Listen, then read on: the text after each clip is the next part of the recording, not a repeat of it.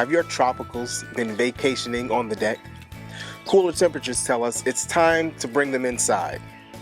This week's Tuesday tip shows you how to do just that and keep the pests outside. Hi, I'm Phillip Ramsey with University of Missouri Extension Master Gardeners of Greater Kansas City.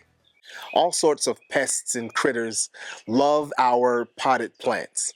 Spending just a few minutes can keep unwanted hitchhikers out of the house. Using integrated pest management strategies, we're going to monitor and identify pests, use mechanical methods to control and decide if further control is needed. A good first step is to submerge your pot in water for about 15 minutes to force pests out of the soil. Pot too big to soak? Water heavily to encourage pests to move on. Now, lay your plant on its side and scrub the pot clean. Check the drain hole for unwanted visitors. If you can, slide the plant out, remove old soil and debris. Clean the inside of the pot, and if the roots look crowded, now's the perfect time to repot. Replenish with fresh potting mix. Reposition your plant, water, and let it settle and drain. Before moving our plants inside, let's take a closer look at the plant leaves for some common pests. If you see a pest, use Missouri Botanical's webpage, Problems Common to Many Indoor Plants, for a complete list of pests and solutions.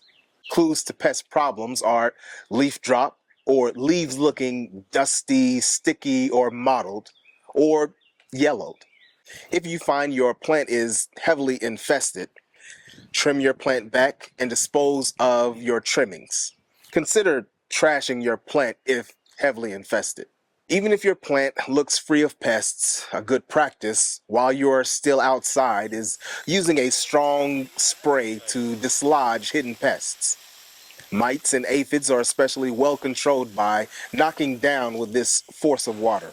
And when you do find a few pests, these other mechanical, non-toxic controls are worth a try.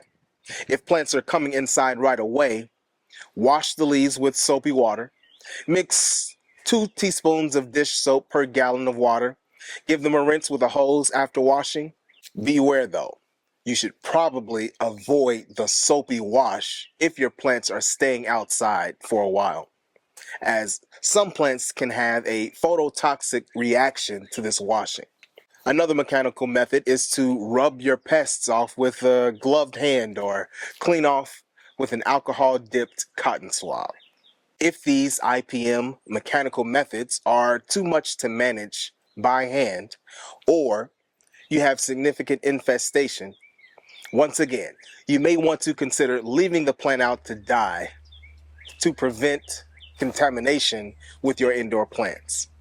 If you really want to continue with chemical intervention, always read the label for your specific pest control. Remember, the label is the law. Follow all directions and spray outside or in a garage if possible. The 5th pillar of IPM is to continue to monitor. Keep a watchful eye out each week for pests. Water sparingly, mist or shower often, and do not over-fertilize. Treat any pest outbreaks immediately, using the mechanical methods as needed. We hope you enjoyed today's Tuesday tip. If you like our videos, be sure to smash the like button, check out the MU Extension guide sheets, and our resources in the Show More section below. Subscribe to our channel so you don't miss out on our next video. And as always, see you in the garden.